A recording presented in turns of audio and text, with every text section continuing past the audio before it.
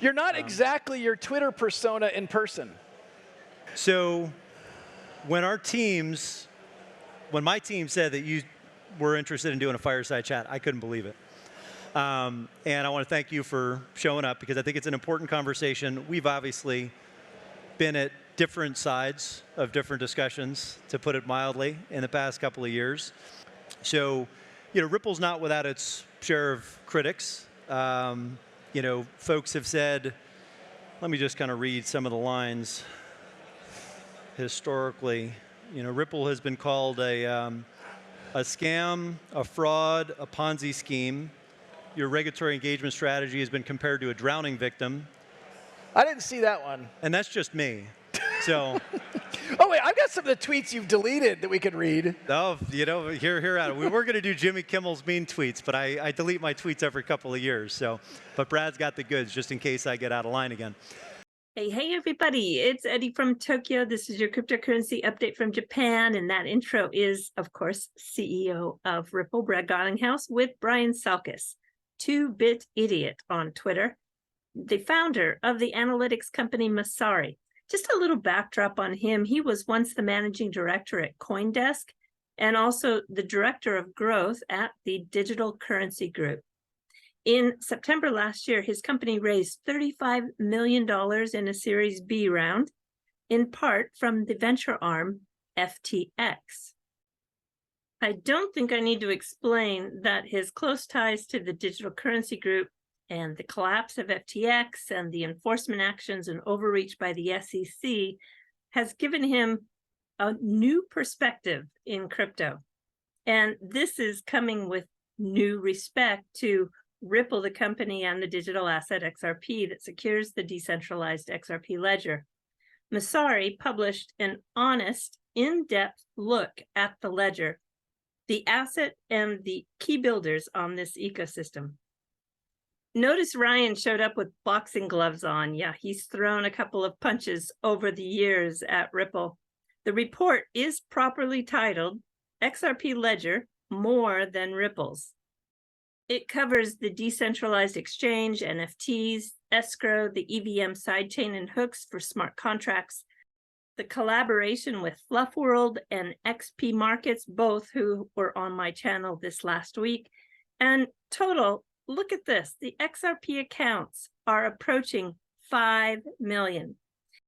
That really stands out above the rest. Is this 20% XRP gain in the last 24 hours a Messari pump? Maybe it is.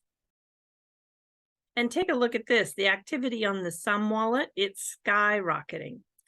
And when I go back to a tweet that I put out on March 7th, I was trying to say something very important.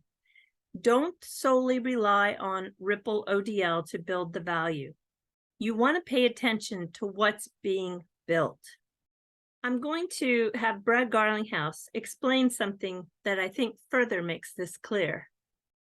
Ripple only sells XRP to customers who are sending cross-border payments using our product onto their liquidity. Fair enough. That will then get distributed in the ecosystem, and then many of the folks are not necessarily affiliated with Ripple, and they'll get traded on third-party exchanges. And as we publicly disclose to everyone, the vast majority of the XRP we sell, we repurchase. Yes. And we're very transparent about that, and we have been from the beginning. Go ahead. XRP, when the SEC sued us, XRP was traded on well over 200 exchanges around the world. 99.9% of all XRP trading had nothing to do with Ripple, the company.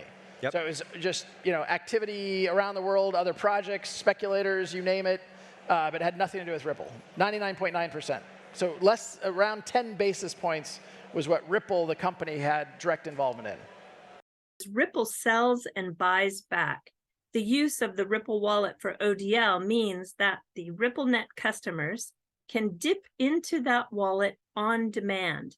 No, central banks are not holding XRP. That was confirmed by Neil Hartner, a Ripple ODL engineer on Twitter. And the second point is we have a lot of upside still to go. In 2020, 99.9% of all the activity was not Ripple activity. Let me continue with a few more clips. We have billions of dollars of transactions going through RippleNet, through XRP, the product we call on-demand liquidity. I think Ripple is one of the few truly scaled crypto use cases that actually is solving a problem. It's not a science experiment. It's not in a testing phase. Again, if anything, we're trying to throttle growth right now. The demand is outstripping really our ability to serve that demand right now. In Q2, which was obviously a tough quarter for crypto at large, was a record quarter for Ripple. We obviously care a lot about the crypto ecosystem and the value of crypto broadly, but on the other hand, we're selling an enterprise solution, and if we're not solving a problem, people aren't going to buy it. Look, facts are important, right? And we're here. Well, but look, what I think, I know we're kind of kidding around in the mean tweets. Look, the thing that I find frustrating is people throw shit out there, and it's like, that's not even true. Let's all combat tribalism. It doesn't help anybody. 2, call your legislative elected official. Let them know that you care about these legislative efforts, both in the House and the Senate.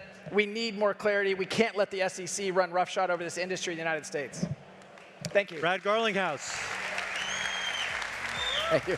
There we go. We got the picture. Okay, moving now to an airdrop for the XRP holders. Yes, you can participate. This is Corium, and they're a blockchain by Sologenic, one of the most established layer 1 blockchains that started out on the XRP Ledger. They have 25 million X core for the XRP holders. If you have your XRP on the Sum wallet, you'll want to set a trust line. That trust line needs to be set by March 24th. They're going to have a snapshot at 4 a.m. UTC. There'll be 100% distribution of that 25 million X core on May 15th for the XRP holders. I'll put the links to everything you need to know to get it done if that is interesting to you. And do you remember the $16 million Super Bowl ad that Coinbase had a couple of years ago? Well, they've got a new ad campaign. This time, they printed a full-page ad to kick it off in the Washington Post, announcing their cross-border remittance service. The campaign video, which is really floating around out there on Twitter, is much better than that QR code commercial. The pickup cash partner first going into Mexico is Remitly. And no, I don't think it's RippleNet. From what I have researched, I can't find any connection to RippleNet. Paris blockchain starts, and there's going to be lots of news of breaking announcements. Consensus, Algorand, Stellar, Ripple, Near, Circle, Coinbase, KuCoin, Masari, Fireblock, 6 Digital, GMO, Chain Analysis, Casper. You get it. It's the who's who in blockchain will be there.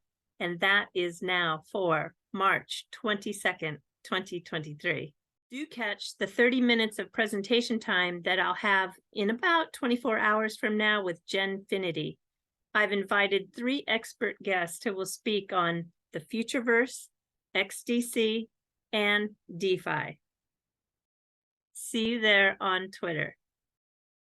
All right, everybody, we're jumping to the fluff. Yeah, today was the World Baseball Classic. Oh, gosh, what a final game. U.S. versus Japan.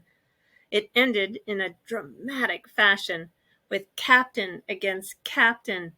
U.S. Mike Trout with a full count swung on a slider that was delivered by Shohei Ohtani and struck out. You should know that these two are also teammates. They're both on the Los Angeles Angels. The game was so exciting. I've got a word for you that you want to learn when something is just so good. You want to say, umai. And that's exactly what I wanted to say at the end of this game. It's a little bit of a man's word, so when women use it, it's kind of fun to get that rise of an eyebrow with a crack of a smile. If you come to Japan and you're a woman and you taste something that is so delicious and you say, umai, you're going to cause people to smile big time. I'm going to leave you with a picture that was taken today in Shinjuku Koen, which is a park in the middle of Tokyo, very much like Central Park is to New York City. This is a favorite tradition to actually have a picnic under the blossoms.